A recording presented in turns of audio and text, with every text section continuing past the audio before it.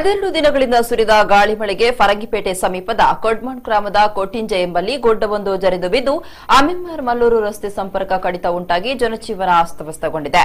ಇಲ್ಲಿನ ಬೃಹತ್ ಗುಡ್ಡದ ಬುಡದಲ್ಲಿ ಹಾಕಿದ ಪರಿಣಾಮ ಬುಧವಾರ ಸುರಿದ ಜಡಿಮಳೆಗೆ ಪೂರ್ತಿ ಮಣ್ಣು ಸಡಿಲಗೊಂಡು ಪಕ್ಕದ ರಸ್ತೆಗೆ ಕುಸಿದು ಬಿದ್ದಿದೆ. ಪರಿಣಾಮ ಗುಡ್ಡದ ಅಡಿಭಾಗದಲ್ಲಿ ಅನಧಿಕೃತವಾಗಿ ನಿರ್ಮಾಣಗೊಂಡಿದ್ದ 3 ಶೆಡ್ಗಳು ನೆಲಸಮವಾಗಿದೆ. ಮಣ್ಣು ಶೆಡ್ಡಿನ ಮೇಲೆಯೇ ಬಿದ್ದು ರಸ್ತೆಯನ್ನು ಕೂಡ ಆವರಿಸಿದ್ದು ಕೆಲಕಾಲ ವಾಹನ ಸಂಚಾರಕ್ಕೆ ಅಡಚಣೆ ಉಂಟಾಗಿತ್ತು. ಸುದ್ದಿ ತಿಳಿದ ಸ್ಥಳೀಯ ಪಂಚಾಯತ್ ಜೆಸಿಬಿ ಮೂಲಕ ಮಣ್ಣನ್ನು ತೆರವುಗೊಳಿಸಿ ಸಂಚಾರಕ್ಕೆ ಅನುವು ಮಾಡಿಕೊಡಲಾಗಿದೆ. ಶೆಡ್ಡಿನಲ್ಲಿ ಯಾರೂ ಇಲ್ಲದ ಕಾರಣ ಭಾರೀ ಅಪಾಯ ತಪ್ಪಿದಂತಾಗಿದೆ.